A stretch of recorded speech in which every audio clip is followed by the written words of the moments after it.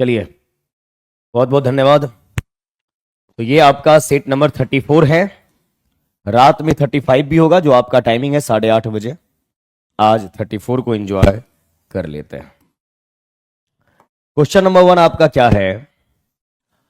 Grammatical error की question है। आज आपको इस सेट में लिटरेचर का आगे जो भी टेस्ट आपका होना है, लिटरेचर के क्वेश्चंस थोड़े आपको कम मिलेंगे। तो बोला गया था following sentence have been split. Error का मामला है, he could not but help shedding tears at the plight of the villagers rendered homeless by a devastating cyclone। तो यहां आप अगर देखेंगे, he could not help but, यानी यहां पे वर्ब का प्लेसमेंट गलत है। कुड के बाद क्या लिखा है आपने? नॉट। तो जैसे ही मॉडल लिखे उसके बाद आपको चाहिए वर्ब, तो कुड नॉट हेल्प, बट का इस्तेमाल करना पड़ेगा। और कुड नॉट बट हेल्प के बट के बाद इधर जो वर्ब आएगा वो V1 होना चाहिए। तो he could not but help shedding, नहीं शेड। तो सबसे पहले could not help, option A में भी एरर है, ऑप्शन बी में भी एरर है। इसीलिए आपका आंसर जो यहां पे है वह D4 दिल्ली होगा। ये आपको ध्यान में रखना है। डी शेडिंग नहीं, शेड होना चाहिए। क्वेश्चन नंबर 2 की बात कीजिए। ये भी आपका एरर का मामला है। He will certainly help you if you will ask him in a pleasant manner। अब यहां पे देखेंगे तो he will certainly help you। अब यहां पर आपका आया है if, और if बताता है कंडीशन को। if बतलाता है कंडीशन को, और हर एक कंडीशन का अपना क्या होता है? तो कंक्लूजन होगा। हर एक कंडीशन का क्या होता है? कंक्लूजन होता है। अब अगर यहीं पे आप बात करेंगे तो कंडीशन टाइप में, कंडीशन में एक कंडीशन होता है आपका पॉसिबल कंडीशनल। Possible conditional. और अगर पॉसिबल कंडीशनल की आप बात करेंगे तो यहां पर या तो V1 दिखाई देगा या V5 दिखाई देगा। और आगे जो आप बात करेंगे वो आपका होगा विल, वो आपका होगा इधर सेल, कई बार बता चुके हैं कैन, और फिर आपका होता है मे, फिर आप इस्तेमाल करते हैं वर्ब के फर्स्ट फॉर्म का। V1 V5 will sell can में। ही will certainly help you, will का हेल्प के साथ आप जाएंगे। ही विल सर्टेनली, ठीक है। इफ यू विल, अब देखिए यहां पर इफ के साथ विल आया है, और आपको मालूम होना चाहिए अपने बैचेज में, यूट्यूब सेशंस में, हर एक टाइम आपको बताया हूं कंडीशनल सेंटेंस में, कंडीशन वाले पार्ट में कभी भी आप फ्यूचर में नहीं जाएंगे। आई थिंक आज भी किसी ना किसी बैच में बताया है। तो आपको यहां पर देखना है कंडीशन जो आप रिप्रेजेंट करते हैं उसमें आपको सेल या विल का इस्तेमाल नहीं करना है। तो he will certainly help you नहीं, if you ask him. Correct option है बी, B4 बॉम्बे। ये आपको ध्यान में जरूर रखना है। नंबर 3, क्वेश्चन नंबर 3 की बात करेंगे।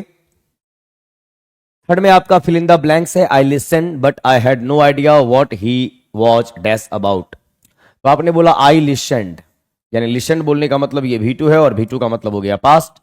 मैंने सुना but I had no idea, लेकिन मेरे पास कोई आइडिया नहीं है। What he was dash about, वो किस चीज के बारे में बात कर रहे थे।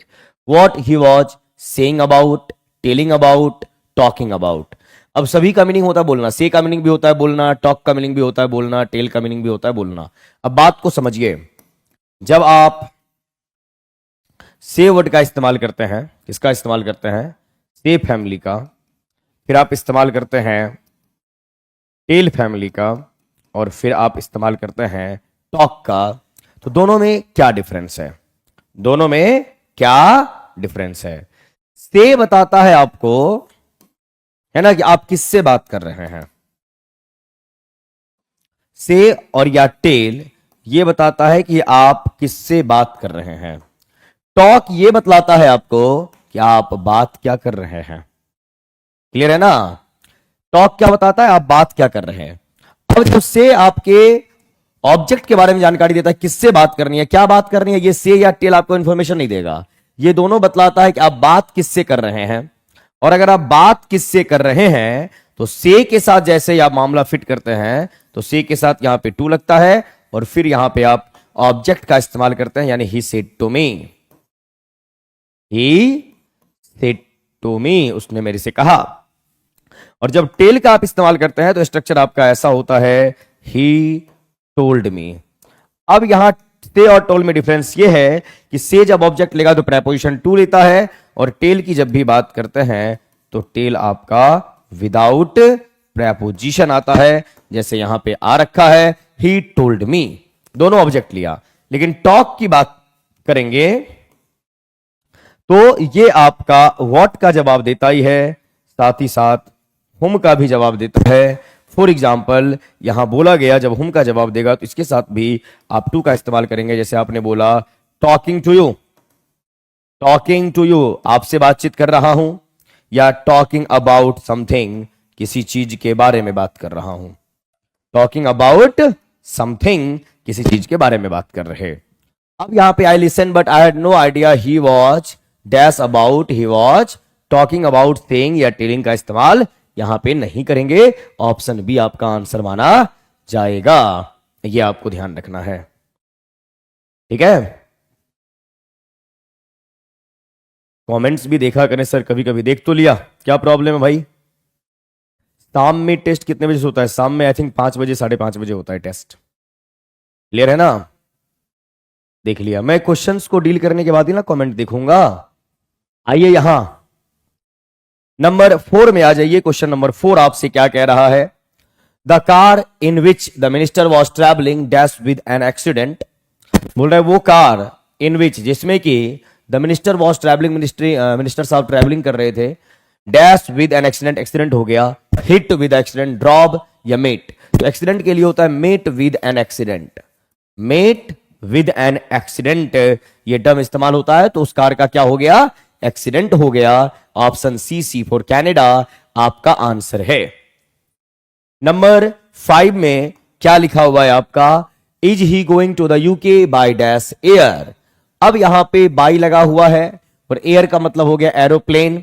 अब समझिएगा बात को ध्यान से, यहां पे 3 प्रेपोजिशन के बारे में बात करना होता है, एक ऑन है, एक इन है और एक आपका बाई है। ऑन, इन और बाई, ये 3 प्रेपोजिशन इस्तेमाल यहां किए जाएंगे।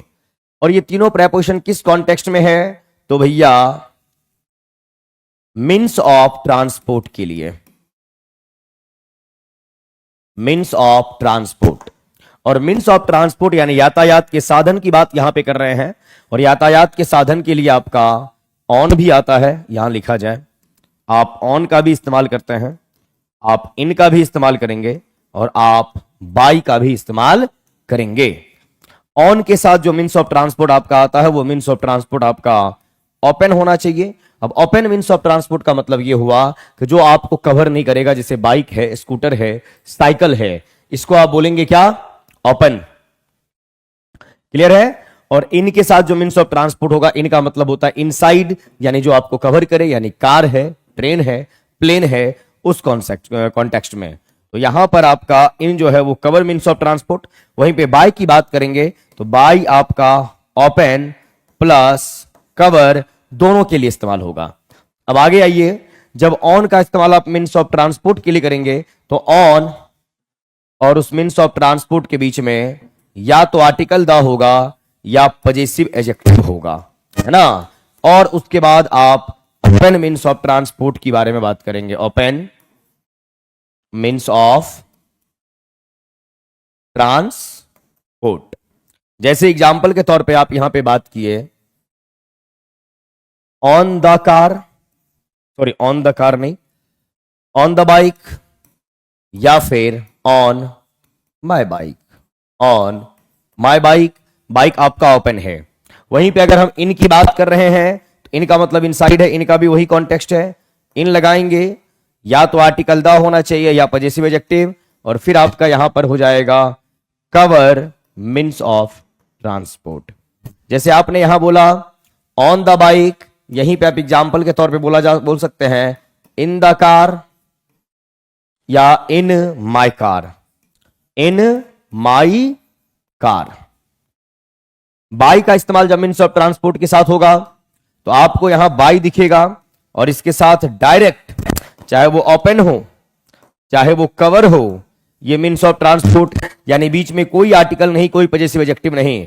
जैसे आप बोल सकते हैं बाय बाइक और आप बोल सकते हैं by car, by the bike, by the car, ये सब आपको नहीं बोलना है, ये आप ध्यान में रखेंगे। सी आंसर जो भी दे रहे गलत दे रहे। तो he is going to the UK by air यानी बाय एरोप्लेन, द का इस्तेमाल भी आपको यहां पे नहीं करना है। करेक्ट ऑप्शन ई होगा, ई फॉर एलिफेंट। इस कॉन्सेप्ट को जरूर समझिएगा, ठीक है ना। हाँ, इन द होता है, बाद बाकी नहीं।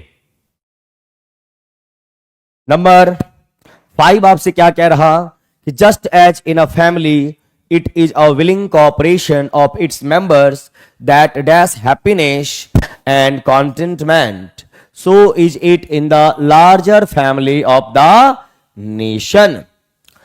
Just as in a family it is willing cooperation of its members that dash. अब यहां पर आप देखिए क्या बात कर रहे हैं, इज यानी प्रेजेंट की बात कर रहे हैं। डैश हैप्पीनेस एंड कंटेंटमेंट, यहां पर आप इज की बात कर रहे हैं, प्रेजेंट का मामला है। और प्रेजेंट का कॉम्बिनेशन या तो प्रेजेंट से होना चाहिए या फिर फ्यूचर से होनी चाहिए, ये आप ध्यान में रखेंगे।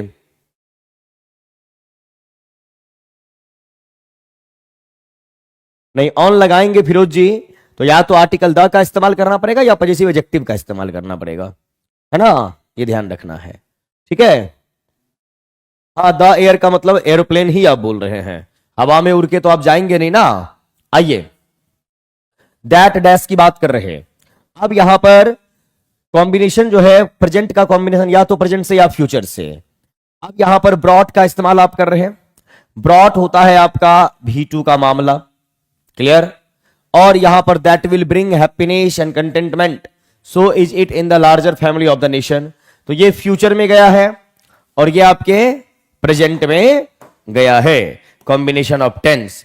अब यहां पर देखना है कि प्रेजेंट में रखूं या फ्यूचर में या दोनों में। पढ़िए, just as in a family it is a willing cooperation of its members that dash happiness and contentment, so is it in the larger family of the nation. तो ये हैबिचुअल एक्शन की ओर जा रहा है और हैबिचुअल एक्शन हमेशा present में ही रहता है, इसलिए यहां पे फ्यूचर को भी एलिमिनेट करना पड़ेगा और सी के साथ हमें जाना पड़ेगा।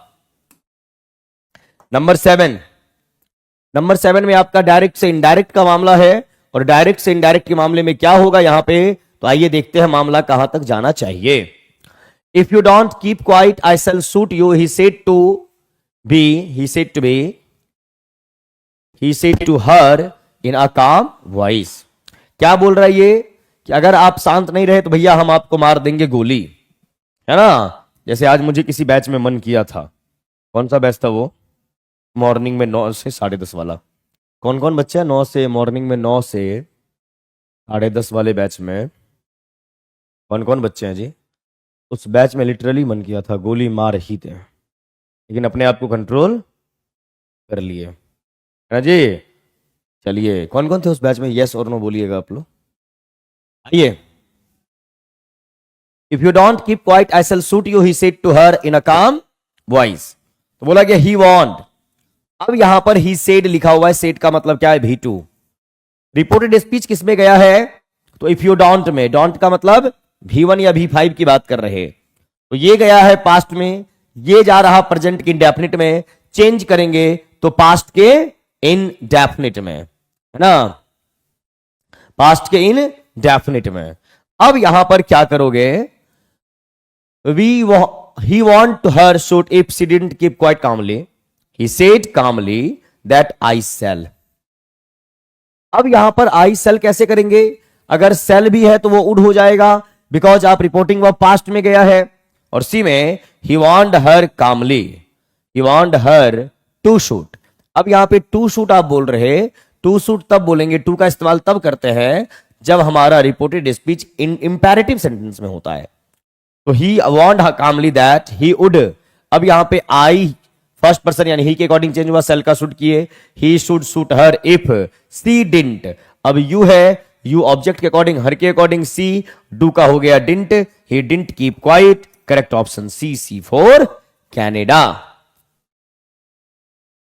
नंबर 8, क्वेश्चन नंबर 8 की बात करेंगे तो 8 में आपका क्या मामला है, I told him that he was not working hard. I told him that he was not working hard. ये आपके इनडायरेक्ट में चला गया, इसको डायरेक्ट में लाना है। तो यहां आप टोल्ड का इस्तेमाल कर रहे हैं और यहां आप वॉज नॉट वर्किंग यानी कि पास्ट के कॉन्टिन्यूअस का है। तो यानी ये हमारा रिपोर्टिंग वर्ब होना चाहिए पास्ट में, रिपोर्टेड स्पीच होनी चाहिए प्रेजेंट के कॉन्टिन्यूअस में। और प्रेजेंट के कॉन्टिन्यूअस बोलने का मतलब होता है is, am, are plus before. ये आपको ध्यान में रखना पड़ेगा। आइए यहां, I said to him you are not working hard. I said to him, ठीक है। अब यू को चेंज करेंगे हिम के अकॉर्डिंग तो ही होगा, आर नॉट का वॉज नॉट, वर्किंग का वर्किंग, हार्ड का हार्ड। ए हो सकता है। बी में आई टोल्ड टू हिम, अभी जस्ट समझाया, टोल्ड के साथ कोई प्रेपोजिशन नहीं लगता, ये डायरेक्ट ऑब्जेक्ट लेता है। और I said you are not working hard, यहां पे आप ऑब्जेक्ट का इस्तेमाल कर रखे हैं, यहां पे नहीं है, इसे ऑप्शन ए के साथ ही जाना पड़ेगा। सी को भी आप एलिमिनेट ही करेंगे। Number 9, after driving professor Kumar, after driving professor Kumar to the museum she dropped him at this hostel. अब यहां पर आफ्टर, ये एक्टिव से पैसिव का मामला है। ये क्या है? एक्टिव से पैसिव। तो after driving professor Kumar to the museum, यहां पे ड्राइविंग वर्ड का इस्तेमाल कर रहे V1 plus ING। She dropped him at his car, और यहां पे V2 का इस्तेमाल कर रहे, और V2 यानी कि पास्ट इंडेफिनिट, पास्ट इंडेफिनिट के पैसिव में वॉज वर भी थर्ड, और ING के लिए बीइंग प्लस भी थर्ड होनी चाहिए। अब आप जाएंगे किसके साथ? तो आइए बंधु देखते हैं, मुलाकात करते हैं। आफ्टर बीइंग ड्रिवन, अगर ड्राइविंग की बात करेंगे तो बीइंग ड्रिवन पैसिव में हो सकता है, ING के बदले बीइंग का इस्तेमाल करते हैं। After being driven to the museum professor Kumar was dropped. अब देखिए, सी ड्रॉप्ड हिम, हिम किसके लिए? प्रोफेसर कुमार के लिए। तो यहां पर प्रोफेसर कुमार के बदले में ही का भी इस्तेमाल किया जा सकता है। ड्रॉप्ड V2 है तो वॉज प्लस भी थर्ड, यानी he was dropped at his hotel bye हर, हो सकता है, नहीं लिखा है। सी में बोला गया professor Kumar was being driven.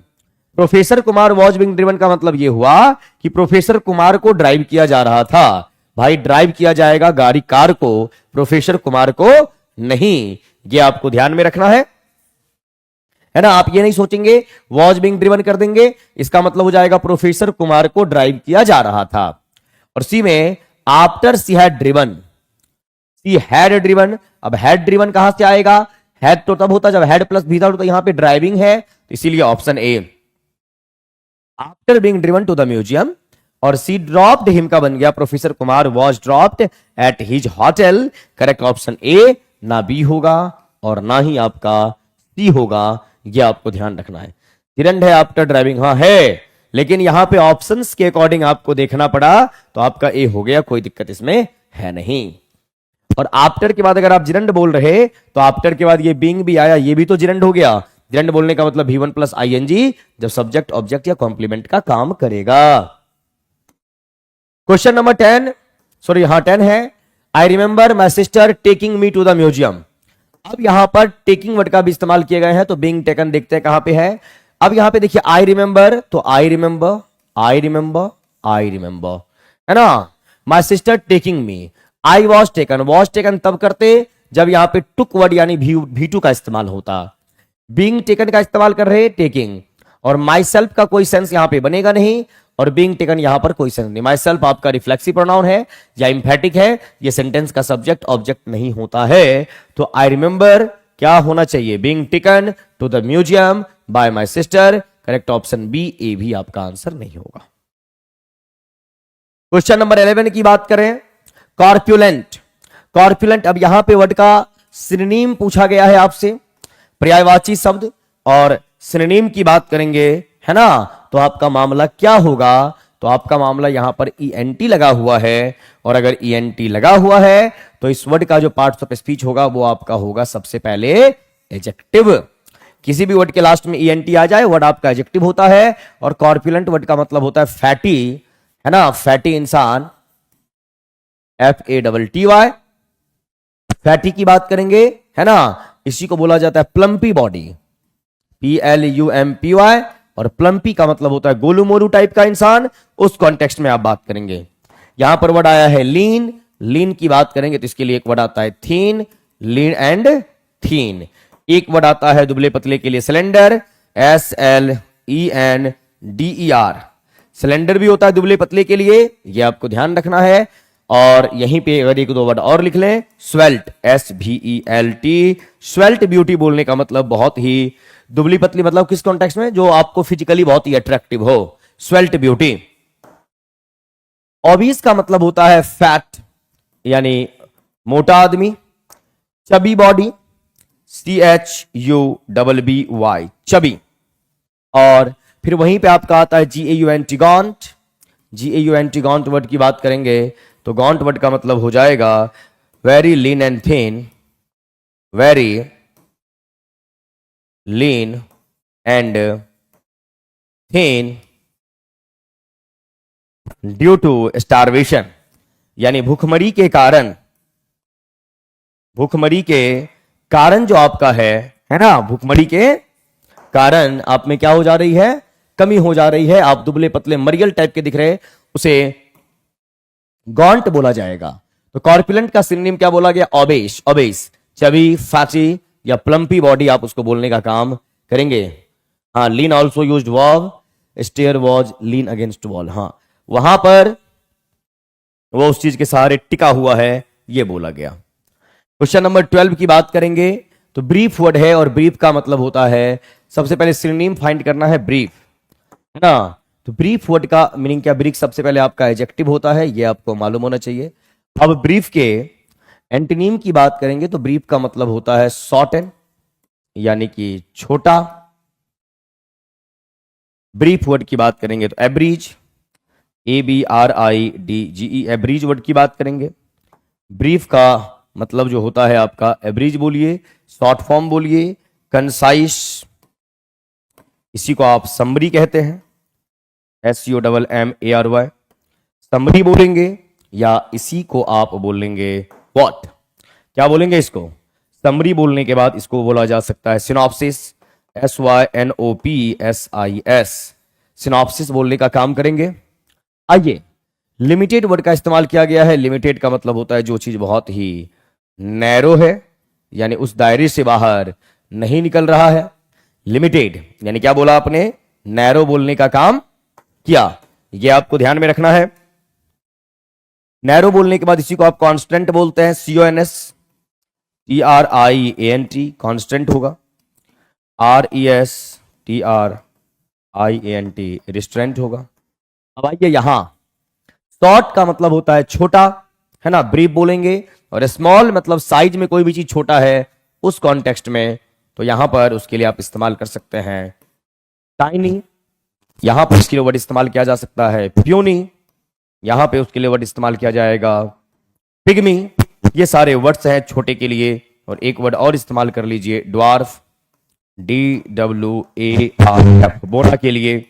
अब आइए यहां, तो ब्रीफ का मतलब होता है किसी भी चीज को छोटा करना, यानी शॉर्ट कर देना, शॉर्ट, संक्षिप्त कर देना। इस कॉन्टेक्स्ट में बात करेंगे, माइन्यूट भी होता है, मिनिस्क्यूल होता है, मिनिएचर होता है, ढेर सारे वर्ड्स होते हैं। अब ऑप्शन C फॉर कनाडा आपका आंसर हुआ यहां पे। नंबर 13 में आइएगा, और नंबर 13 में वर्ड बोला गया है आपका एंटोनिम, यानी कि विपरार्थक शब्द। और यहां पर वर्ड आपका आया है लास्ट में, इसके लास्ट में है OUS, और OUS किसी भी वर्ड के लास्ट में होगा, उस वर्ड का जो पार्ट्स ऑफ स्पीच होगा वो आपका एडजेक्टिव होगा। और इनॉर्मस वर्ड का मीनिंग होता है विशाल। इनॉर्मस वर्ड का मीनिंग क्या होता है, विशाल होता है। और विशाल के लिए क्या क्या क्या पढ़ेंगे, एक वर्ड होता है आपका जाइजेंटिक, जाइजेंटिक, एक वर्ड आपका होता है जर्जेंटवैन, एक वर्ड आप इस्तेमाल करेंगे एलिफेंटाइन, एलिफेंटाइन, है ना, विशाल के लिए। और एक वर्ड आपका होता है HUMONGOUS, ह्यूमंगस, यानी विशाल के तौर पे, ध्यान आपको रखना है। सॉफ्ट वर्ड की बात करें तो सॉफ्ट का मीनिंग होता है मुलायम। सॉफ्ट मीन्स क्या, मुलायम। सॉफ्ट के लिए वर्ड आता है आपका, एक वर्ड है माइल्ड, एक वर्ड है प्लाएबल, एक वर्ड है फ्लैक्सीबल, यानी सॉफ्ट है। और एक वर्ड होता है सपल, SUPPLE। सपल मीन्स होता है, अपने स्लीपर को याद रखिए, जिसको आप चप्पल कहते हैं, जो बहुत ही मुलायम होगा। टाइनी का मतलब होता है बहुत छोटा। अभी आपको हमने पिग्मी, प्योनी बताया। चलिए 2-4 वर्ड अलग से बता देते हैं, जैसे MINUT। अगर ये टाइम को रिप्रेजेंट करेगा तो मिनट है, अगर ये नाउन हो तो मिनट, अगर ये एडजेक्टिव है तो इसका मीनिंग होता है माइन्यूट। माइन्यूट डिफरेंस है। टाइनी, इसी के लिए वर्ड इस्तेमाल होता है मिनिएचर। मिनिएचर फॉर्म है, मिनिएचर फॉर्म है ना, इसी को बोलते हैं मिनिस्क्यूल, MINISCUL। मिनिस्क्यूल यानी बहुत छोटा होना। और एवरेज, एवरेज का मतलब होता है मॉडरेट, MODERATE। मॉडरेट कहने का आप काम करेंगे, है ना, एवरेज कहने का आप काम कर रहे हैं, यह आपको ध्यान में रखना है। औसतन आप बोलते हैं। आइए यहां पे नेक्स्ट, इनॉर्मस वर्ड का एंटोनिम बोला गया। इनॉर्मस होता है बहुत ही विशाल, और टाइनी होता है बहुत ही छोटा। तो C फॉर कैनेडा आपका आंसर हुआ। मीन, हाँ छोटा। फ्रेजाइल भी होता है यानी तुच्छ, बहुत बेकार। नंबर 14 कमीशन वर्ड आया है, और कमीशन के लास्ट में यहां पे ईडी लगा हुआ है। तो आइए सबसे पहले कमीशन वर्ड को देख लें।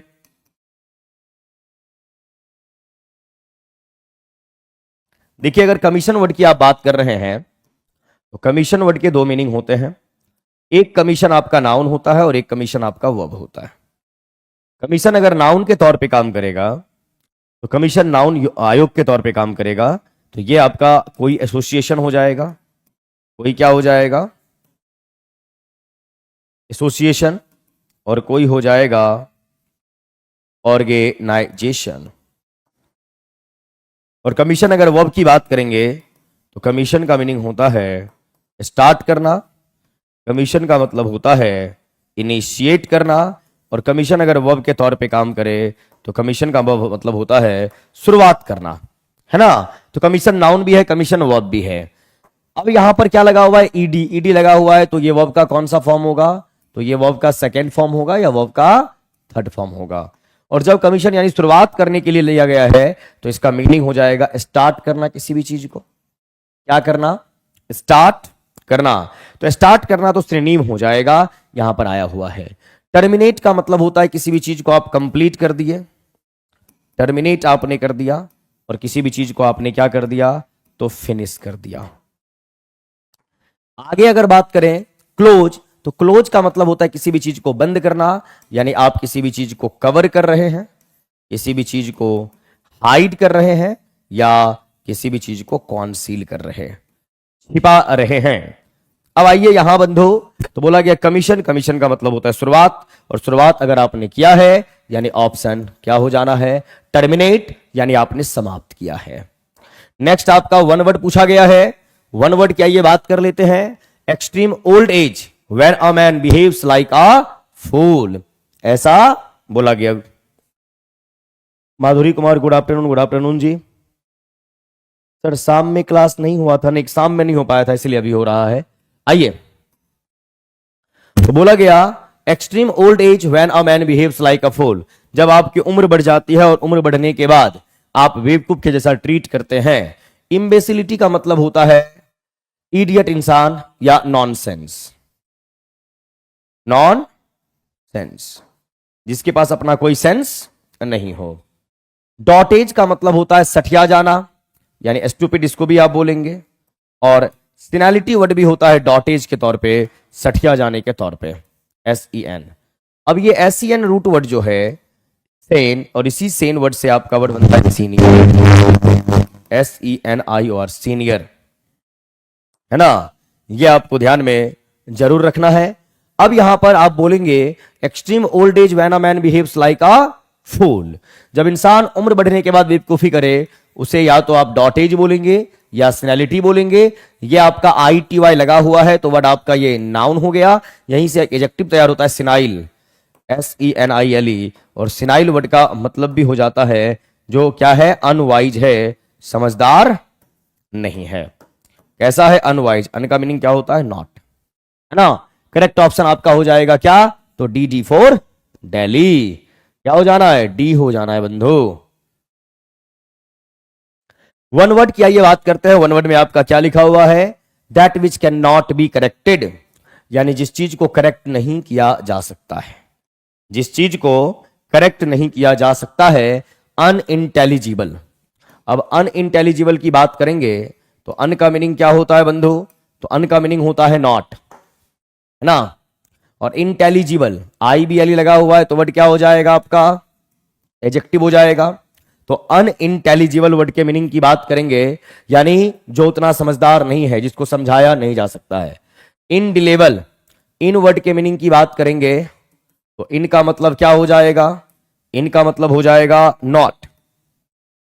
और डिलेबल वर्ड का मीनिंग क्या हो जाता है? डिलीट। डिलेबल वर्ड का मीनिंग हो जाएगा आपका डिलीट, यानी कि समाप्त करना। तो इनडिलेबल यानी जिस चीज को मिटाया नहीं जा सके। और इनकॉरिजिबल है, इनका meaning not, COR cor word आया, यहीं से आपका वर्ड बनता है करेक्ट, CORRECT। करेक्ट का मीनिंग होता है सही करना, यानी जिस चीज को सही नहीं किया जा सके। तो that which can not be corrected, यानी इनकॉरिजिबल। क्या बोलेंगे? इनकॉरिजिबल। CC फॉर कैनेडा आपका आंसर है। और जितने बच्चे सेशन को देख रहे हैं बंधु, अगर सेशन बढ़िया लगता है तो लाइक करना भूल जाते हैं आप लोग। बढ़िया लगे तो टकाटक अंदाज में लाइक कर देना होता है, और आप लोग लाइक क्यों नहीं करते? गलत बात। हम तो पढ़ाने में मस्त रहते हैं, है ना। तो आप लाइक बीच में कर देना है आपको। या आप भी पढ़ने में मस्त रहते हैं, लाइक करना ही भूल जाते हैं। होता क्या है कि अगर आप सेशन को लाइक कर देंगे ना, तो YouTube का कॉन्सेप्ट यह है कि वीडियो आगे रीच करता है, आगे बढ़ता है। ध्यान रखिए इस बात का। अच्छा, स्टार्टिंग में ही कर दिया, बहुत बहुत धन्यवाद। याद नहीं था सर, याद रखना है इन बातों को, क्योंकि आपका जो लाइक होता है ना, ये वीडियो को आगे बढ़ाता है, तो और लोगों तक ये पहुंचेगा। तो इस बात का ध्यान रखना है आपको, ठीक है। चलिए, बहुत बहुत धन्यवाद आप सभी का। नंबर 17, क्वेश्चन नंबर 17 में क्या बोला गया? To make clean breast of. To make clean breast of idiom है, और इसका मतलब होता है कि टू कन्फेस। और टू कन्फेस का मतलब होगा to admit one's fault. To admit one's fault. To admit one's fault, जब आप अपनी गलती को क्या करते हैं? स्वीकार करते हैं। तो to make clean breast of का मतलब to confess without of reserve, है ना। कन्फेस करना यानी गलती को स्वीकार कर लेना। नंबर 18 है टू कीप वंस टेम्पर। तो कीप वंस टेम्पर का मतलब होता है कि आप अच्छे मूड में हैं। To be in good mood. To be in a good mood, in a good और मूड। अब आइए, to become hungry, to be in a good mood, to preserve one's energy. Correct option आपका हो गया B for Bombay. Next word की बात करेंगे, number 19, question number 19। और क्वेश्चन नंबर 19 की बात करेंगे, select the correctly spelled word. Efficient, treatment, betterment. अब देखिए, इफिशिएंट की स्पेलिंग बिल्कुल सही है, एडजेक्टिव है। बेटरमेंट में क्या होता है?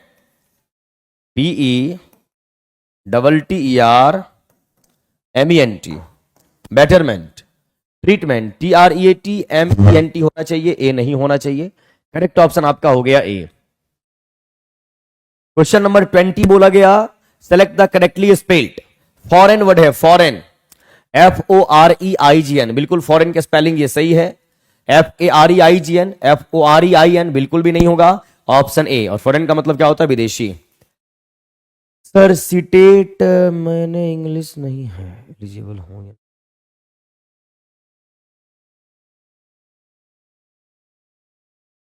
इंग्लिश नहीं है मतलब एस्टेट के हैं आप बंदो? एस्टेट क्या हुआ है? क्वेश्चन नंबर 21, बताइए एस्टेट के बारे में। मैं पढ़ाने में अगर बिजी हूं तो आप में से कोई बंधु इनके सवाल को देखेंगे, जवाब अगर आप जानते हैं जवाब दे दीजिएगा, नहीं तो मैं क्वेश्चन को डील करने के बाद दूंगा। किनका सवाल था? Learn with Shubham Kumar ji. चलिए,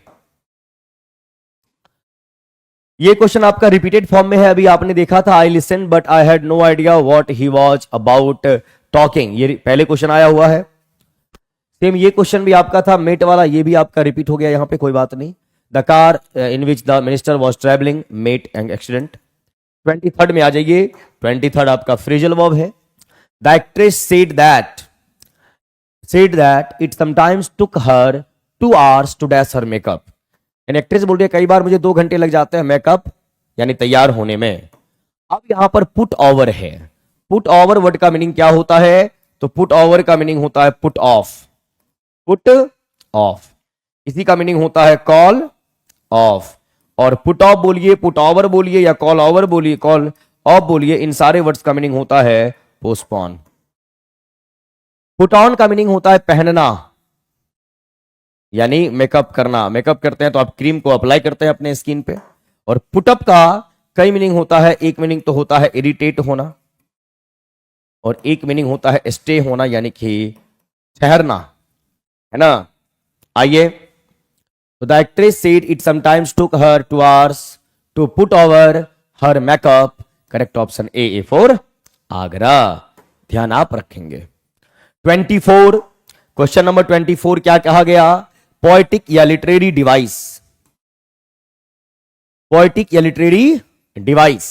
here is the smell of blood steel, all the perfumes of Arabia will not Sutton this little land.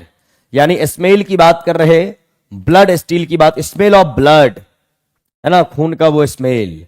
All the perfumes of Arabia यानी बात को बहुत बढ़ा चढ़ा के आप बोल रहे हैं, है ना।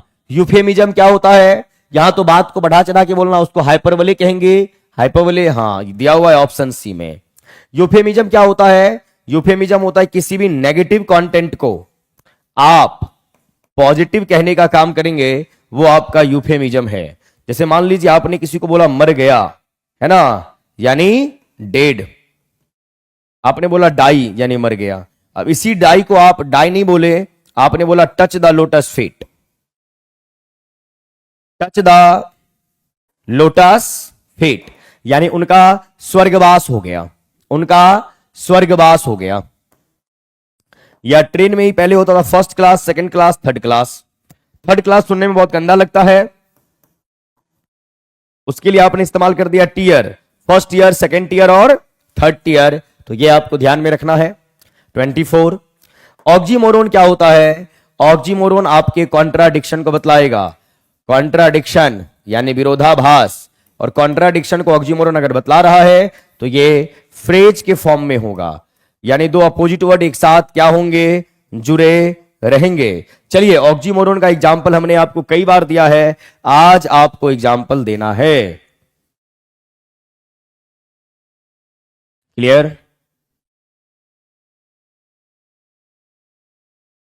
चलिए, है ना, बहुत बढ़िया। इंग्लिश होना चाहिए बंधु। अब इधर आ जाओ। ऑक्सीमोरोन का मामला, कॉन्ट्राडिक्शन, अपोजिट फीलिंग की बात करेगा फ्रेज के तौर पे। कई बार हमने एग्जांपल आपको दिया ऑक्सीमोरोन का, आज आप देंगे। स्वीट पॉइजन, बहुत बढ़िया। स्वीट पॉइजन आपने बोला बिटरली स्वीट, बिटर स्वीट नहीं, बिटरली स्वीट, है ना। अब बिटरली का मतलब होता है तीखा, स्वीट का मतलब होता है मीठा। जो मीठा है वो तीखा कैसे होगा, है ना, और जो तीखा है वो फिर मीठा कैसे होगा। क्लियर है ना। Open secret, very good. Sad smile, बहुत बढ़िया। जब सैड है तो स्माइल कैसे, स्माइल है तो सैड कैसा। 25 में बंधु आ जाइए। बोला गया मैन प्रपोजेज गॉड डिस्पोजेज। अब यहां पर भी आप अपोजिट फीलिंग की बात कर रहे, ये पॉजिटिव वर्ड हो गया, और ये नेगेटिव वर्ड की बात कर रहे हैं, लेकिन ये आपके फ्रेज के फॉर्म में नहीं है, ये क्लॉज के फॉर्म में है। मैन प्रपोजेज पहला क्लॉज है, गॉड डिस्पोजेज दूसरा क्लॉज है। और जब आपका कॉन्ट्राडिक्शन क्लॉज के फॉर्म में हो, किस फॉर्म में है बंधु? क्लॉज के फॉर्म में है, इसे आप एंटीथेसिस कहेंगे। ऑक्सीमोरोन कॉन्ट्राडिक्शन का बतलाएगा, फ्रेज के फॉर्म में होगा। हाइपरबोले होता है किसी भी बात को बढ़ा चढ़ा के बोलना, और बात को बढ़ा चढ़ा के बोलने के लिए हमारे पास एक वर्ड है मैग्नीफाई। जैसे आपने बोला खून की नदियां, है ना, ऐसे। या आप बोलते हैं ना I have a lot of work to do, millions of work, लाखों काम है करने को, मिलियंस ऑफ वर्क, है ना। अब काम तो लाखों आपके पास होंगे नहीं, काम तो 2-4 हो सकता है, वैसे भी काम की आप काउंटिंग करेंगे नहीं, लेकिन आपने बोला क्या लाखों काम, वो हाइपरबोले हो जाएगा। 26 यहां पर आपका पंक्चुएटेड क्वेश्चंस है।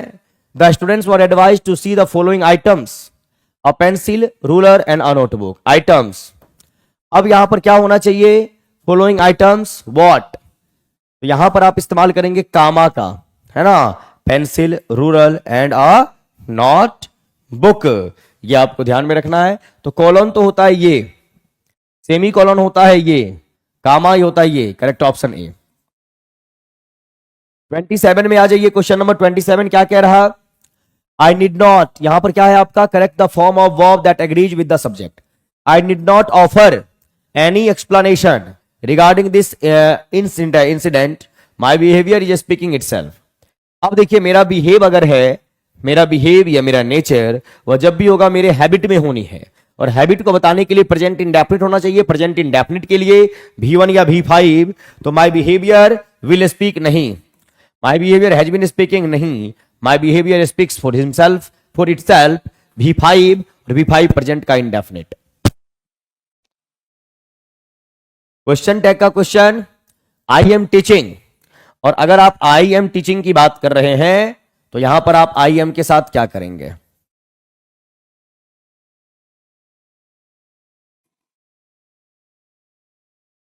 एमेंट आई, एमेंट आई आपका कभी भी नहीं होगा। आई एम का आप कर सकते हैं अरेंट आई, अरेंट आई, ठीक है, correct option C for Canada. 29 में आ जाइए, ग्रामेटिकल प्रोफाइल क्वेश्चन, और ग्रामेटिकल प्रोफाइल क्वेश्चन की बात करेंगे। Most of the milk is used in making tea, अब यहां पर आपका ये मोस्ट लगा हुआ है, ये आपका ऑफ है प्रेपोजिशन। अब प्रेपोजिशन के पहले जो भी आपका नाउन या प्रोनाउन आता है वो आपका होता है सब्जेक्ट, और सब्जेक्ट या ऑब्जेक्ट आपका कौन बनेगा, या तो नाउन या फिर प्रोनाउन, या फिर प्रोनाउन। तो ना एडवर्ब ना एडजेक्टिव, क्या हो जाना है, प्रोनाउन हो जाएगा, ये आपको ध्यान में जरूर रखना है। प्रोनाउन, एडवर्ब नहीं होगा। एडजेक्टिव कब होता, जब यहां पे ऐसे लिखा होता मोस्ट मिल्क, अब यहां पर मिल्क क्या है, नाउन, मिल्क क्या है बंधु, तो नाउन है। अब ये नाउन अगर हो गया तो इस मोस्ट को आप कह देंगे क्या, एडजेक्टिव, या सुपरलेटिव डिग्री में आप जो लिखते हैं मोस्ट हैंडसम, तो जैसे ही आपने बोला मोस्ट हैंडसम, तो हैंडसम आपका क्या है, एडजेक्टिव, और मोस्ट क्या है आपका, एडवर्ब, तो ये आपको ध्यान में जरूर रखना पड़ेगा। करेक्ट ऑप्शन आपका हो गया क्या, तो बी, बाद बाकी ना एडवर्ब ना एडजेक्टिव, हाँ मोस्ट होते हैं ये तीनों। कंडीशनल सेंटेंस की बात करेंगे तो कंडीशनल सेंटेंस आपके होते हैं 4 टाइप्स के, पॉसिबल, इंप्रोबेबल, इम्पॉसिबल, हाइपोथेटिकल।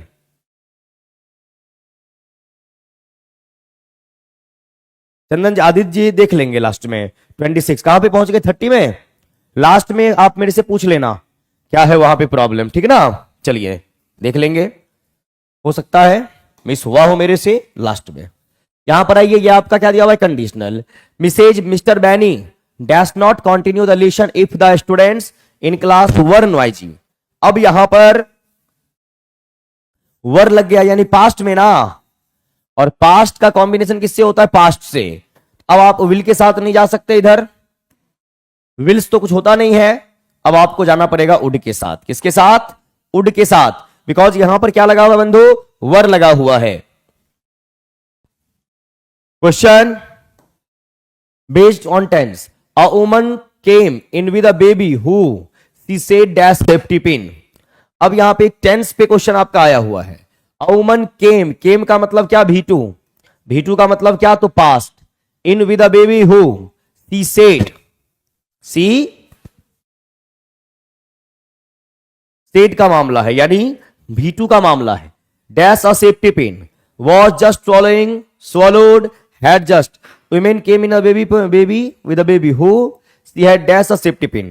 तो पहले निकली होगी, बाद में वुमन आई है ना लेके, तो जो काम पास्ट में पहले हुआ हो, पास्ट के परफेक्ट में who had just swallowed, C for Canada, ध्यान आपको रखना है। 32 questions based on collective noun. I saw a dash of fish, colony of fish, colony of ants होता है। फ्लॉक ऑफ बर्ड्स होगा, और स्कूल ऑफ या SHOL सोल ऑफ क्या होता है, फिश होता है, मछली। अब आपको लगेगा सर मछली के लिए स्कूल वर्ड का इस्तेमाल, ये आप पढ़ते हैं मेरे साथ कलेक्टिव नाउन में, तो करेक्ट ऑप्शन आपका हुआ बी फॉर बॉम्बे। 33 यहां पे आप लिटरेचर के क्वेश्चन देखिए, आगे जो 2 4 5 सेट आपको अभी मिलने वाले हैं उसमें लिटरेचर के क्वेश्चंस कम होंगे। कम होने का रीजन ये है कि ग्रामर और वोकैब लिटरेचर के चक्कर में बहुत कम हो पाता है, तो आगे का 4 5 से आपको जो भी सेट मिलेगा उसमें लिटरेचर बहुत कम होंगे, ग्रामर वोकैब ये आपको ज्यादा मिलेगा। ठीक है, फिर लिटरेचर की संख्या हम बढ़ा देंगे, घबराना आपको है नहीं। Who was the author of the famous story book Alice adventures in Wonderland? अब एलिस एडवेंचर्स इन वंडरलैंड जो है ये एक वॉक है किसका, रुडयार्ड किपलिंग का, जॉन किट्स का, लेविस कैरोल का। तो लेविस कैरोल का ये वॉक है और ये पब्लिश हुआ है आपको 1865 में। रुडयार्ड किपलिंग का पूरा नाम है जोसेफ रुडयार्ड किपलिंग, और जोसेफ रुडयार्ड किपलिंग 8वें इंसान हुए जिनको नोबेल प्राइज मिला लिटरेचर के फील्ड में। Nobel prize Joseph Rudyard Kipling को, in which year he got Nobel prize, ये आप बताएंगे। जॉन किट्स के बारे में कई बार मैं बात कर चुका हूं, जॉन किट्स को आप क्या क्या बोलते हैं, ब्यूटी पोएट बोला जाता है, ब्यूटी पोएट, प्योर पोएट, या फिर एस्थेटिक पोएट बोला जाता है। किसको? जॉन किट्स को। अगर यहीं पे आप बात करेंगे ब्यूटी पोएट, एस्थेटिक पोएट या प्योर पोएट बोलते हैं, यहीं पे अगर आप जॉन किट्स के बारे में बात करेंगे तो इनको ग्रेटेस्ट ओड राइटर भी बोला जाता है। The greatest ode writer, the greatest ode writer किसको? जॉन किट्स को।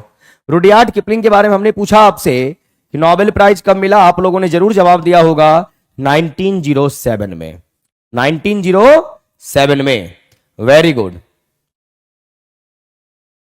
पीबी सेली एरोनिस लिखे सॉरी 1821 में फॉर जॉन किट्स के लिए। Very good. 34 में बंधु आइए, क्वेश्चन नंबर 34 है, who wrote the famous 1855 poem the charge of the light brigade? अब इस टाइप के क्वेश्चंस आपसे एग्जाम में पूछेंगे, आप तो गर्दा उड़ा दीजिएगा।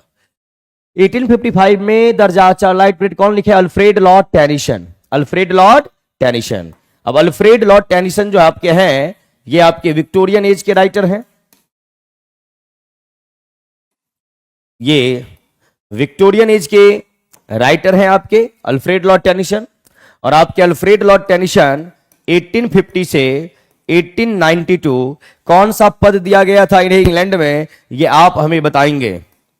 और क्रिस्टोफर मार्लो की बात करेंगे तो ये क्रिस्टोफर मार्लो जो आपके हैं ये एलिजाबेथन एज के राइटर हैं,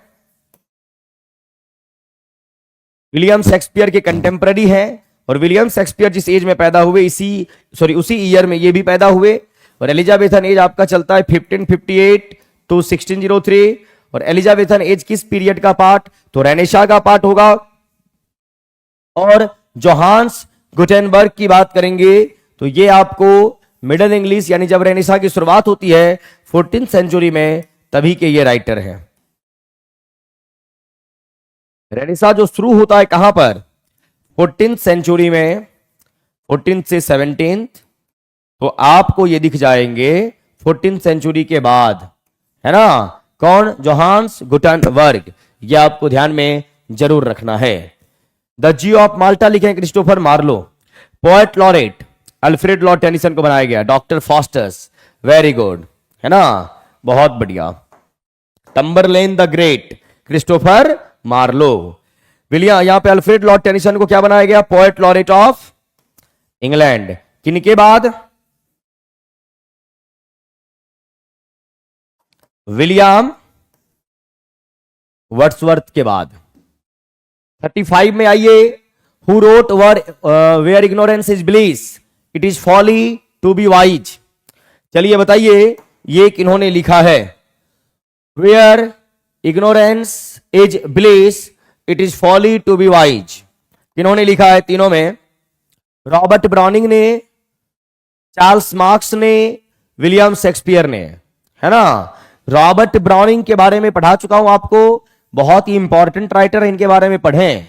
और मैंने अपने लिटरेचर के धाकर बैच में इनके बारे में पढ़ा रखा है क्या होना चाहिए। शेक्सपियर साहब नहीं लिखे हैं, गलत बात। शेक्सपियर साहब नहीं, शेक्सपियर साहब इस वर्क को नहीं लिखे हैं। Ignorance is bliss, none of these, none of the above. कौन लिखे हैं? कौन बताएगा राइटर का नाम? फटाफट बताइए मेरे को। ना ना, मार्क्स भी नहीं, मार्क्स भी नहीं। ई ऑप्शन होगा डायरेक्ट। विलियम वर्ड्सवर्थ भी नहीं। वर्क्स या स्टेटमेंट है ये estimate. Thomas Gray, very good, शुक्रिया, बहुत बढ़िया। ये स्टेटमेंट किसका है? थॉमस ग्रे का। यही नाम तो जानना था मेरे को। थॉमस, अलेक्जेंडर पोप भी नहीं, वेरी गुड, बहुत बढ़िया। अब यहां पे आपको मिल रहा है क्या? कॉम्प्रिहेंशन। और कॉम्प्रिहेंशन पैसेज की बात करेंगे। क्या लिखा हुआ है देखिए। Modern economies does not differentiate between renewable and non-renewable materials, as its method is to measure everything by means of money price. Modern economies जो है वो differentiate नहीं कर पा रहे हैं रीन्यूएबल एनर्जी और नॉन रीन्यूएबल, यानी जिस एनर्जी को फिर से बनाया जा सके और ऐसा एनर्जी जिसको फिर से बनाया नहीं जा सके। उसके बीच में आधुनिक समय के जो अर्थशास्त्री हैं वो डिफरेंशिएट नहीं कर पाते। As its method is to measure everything by means of money price, और ये हर एक चीज का मेजर करता है मनी के माध्यम से। दस टेकिंग वेरियस ऑल्टरनेटिव्स फ्यूल्स, जबकि हमारे पास ढेर सारे ऑप्शंस हैं, ऑल्टरनेटिव्स हैं। Fuels like coal, oil, wood और water powder. The only difference between them recognised by modern economics is relative cost per equivalent unit. The cheapest is automatically the one to be preferred, as to do otherwise would be irrational and uneconomic. From a Buddhist point of view of courses, अगर Buddhist point of view से देखा जाए, this will not to do. The essential difference between non-renewable fuels like coal and oil on the one hand and renewable fuels like wood and water powder on the other cannot be simply overlooked. बहुत चीज को अनदेखा किया जा रहा है। Non renewable goods must be used, है ना, मस्ट बी यूज, उनका यूज इस्तेमाल होना चाहिए ओनली इफ, केवल तब, दे आर इंडिस्पेंसिबल, जब उसकी बहुत ही नीड है। And then only with the greatest care and the highest concern for conservation, यानी जिस ऊर्जा को फिर से बनाया नहीं जा सकता है उसको अच्छे तरीके से यूज करना चाहिए, बचा के रखना चाहिए फ्यूचर जनरेशन के लिए, ये बोला गया है। कौन सा क्लास है आपका 3 बजे से? कितना क्लास करती हैं आप बताइए? टू यूज दैम केयरलेसली और extravagantly is an act of violence, and while complete non-violence may not be possible on earth, it is nonetheless the duty of man to aim at the deal of non-violence in all he does. तो कुल मिला के energy की बात चल रही है यहां पे। Which of the following statement may be assumed to be false from the information in the passage? यानी ऑप्शन पैसेज के अकॉर्डिंग इनमें से कौन कौन सा ऑप्शन है जो आपका रॉन्ग है? The writer finds the attitude of modern economists towards natural resources to be uneconomic. ऐसा नहीं बोला गया कि अनइकोनॉमिक है फालतू में, वो डिफरेंशिएट नहीं कर पा रहे हैं, ऐसा नहीं कि करना नहीं चाहते हैं।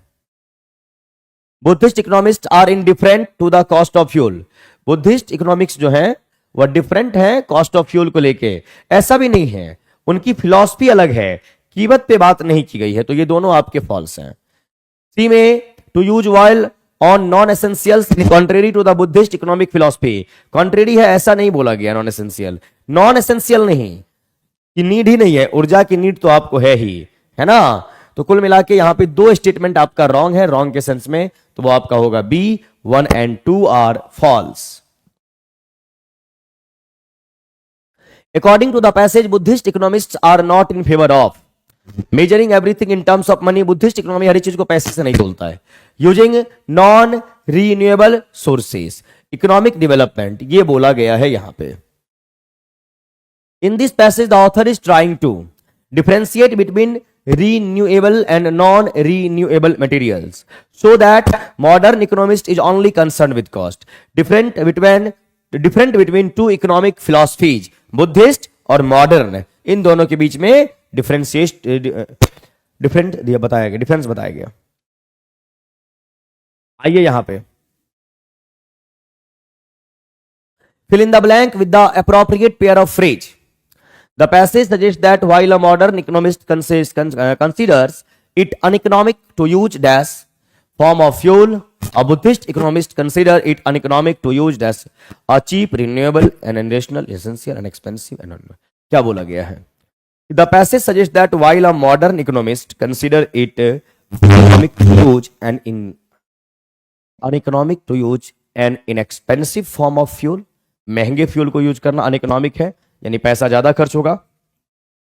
इरेशनल का मतलब होता है इलॉजिकल, और इलॉजिकल फॉर्म इसका कोई सेंस यहां पे बनेगा नहीं। सस्ते की नहीं बात कर रहे यहां पे, inexpensive form of fuel. Buddhist economics consider it uneconomic to use and non renewable energy. Correct option C for Canada. और 40 में the Buddhist economist attitude implies that fuels like coal and while must be used only, यानी कब इस्तेमाल होना चाहिए इन energy का, तो there is a plentiful supply, wood and water can be dispensed with, there is no alternative fuel available. जब आपके पास और कोई विकल्प नहीं है तभी आप इनका इस्तेमाल करें, अदरवाइज ना करें। सी फॉर कैनेडा। चलिए बताइए, किसी भी क्वेश्चन में किसी भी इंसान को कोई डाउट है क्या, एक बार आप बता दें। सेशन आपका हुआ समाप्त, और मुझे आज इस टेस्ट के लिए और बाद बाकी इस टाइम में जो बैच होता है वो मुझे ऑफ रखना पड़ गया। अगर कोई धाकर बैच के या A to Z vocab batch के बच्चे यहाँ पे हैं तो आज वो क्लास अभी आपकी नहीं होगी, वो क्लास आपकी कल होगी, ये आप ध्यान में जरूर रखेंगे। अगर कोई बच्चा धाकर बैच का है, क्योंकि तो धाकर बैच आपका 3:15 पे स्टार्ट होता है, आज मैं नहीं ले पाऊंगा, मुझे थोड़ा निकलना है।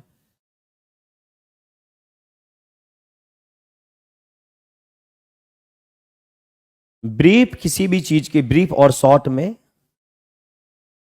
ज्योति सिंह क्या कह रही हैं, शॉर्ट एंड स्मॉल में क्या डिफरेंस है?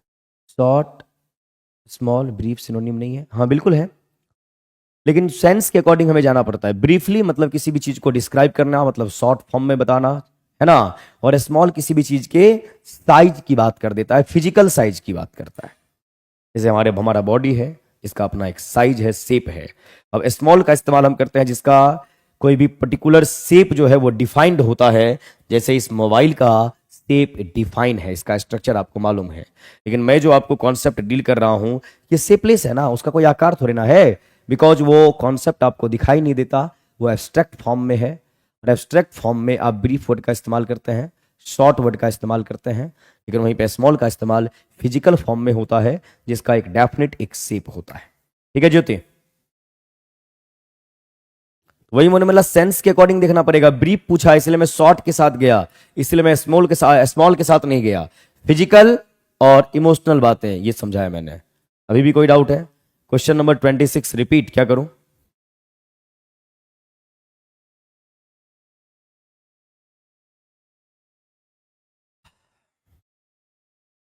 The students were advised to use the following items. अच्छा, आइटम्स और उसके बाद सारे आइटम्स को परिभाषित किया, आइटम बोल दिया गया।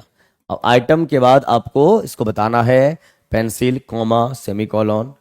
हाँ सही है। देखिए सेमीकोलन का इस्तेमाल जो होता है किसी भी चीज को इंट्रोड्यूस करने के लिए होता है, और यहाँ पे सारे आइटम को इंट्रोड्यूस किया जा रहा है, पेंसिल, रूलर, नोटबुक, तो बिल्कुल कामा नहीं होगा, sorry for that. B for Bombay होना चाहिए। जिन्होंने टोका है उन्हें बहुत बहुत धन्यवाद।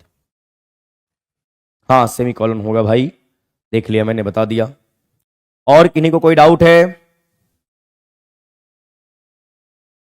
ज्योति मैंने बताया ना, सेंस, सेंस भी पकड़ना है ना।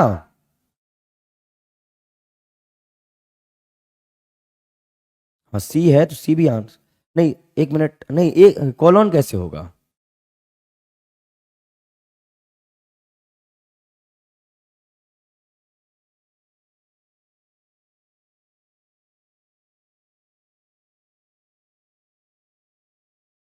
और बोलिए, ठीक है। अब चलिए, अब अगली मुलाकात जो हम लोग करेंगे वो करेंगे रात में 8:30 बजे इसी यूट्यूब चैनल पे।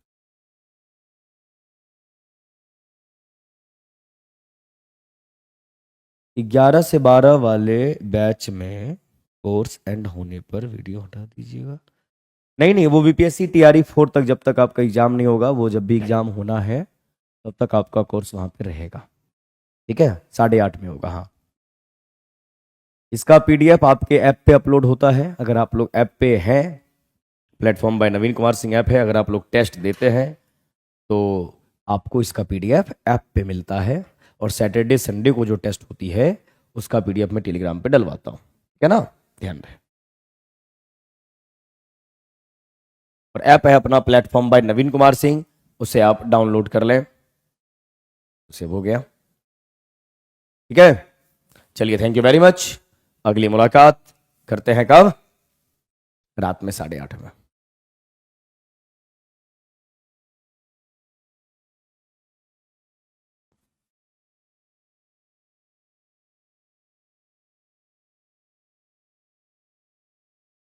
हाकर बैच ज्वाइन करना है तो आप ऐप पे जाइए, प्लेटफॉर्म बाय नवीन कुमार सिंह ऐप पे, और वहां पे सर्च कीजिए DHAKAD, वो आपको मिल जाएगा, हाकर बैच।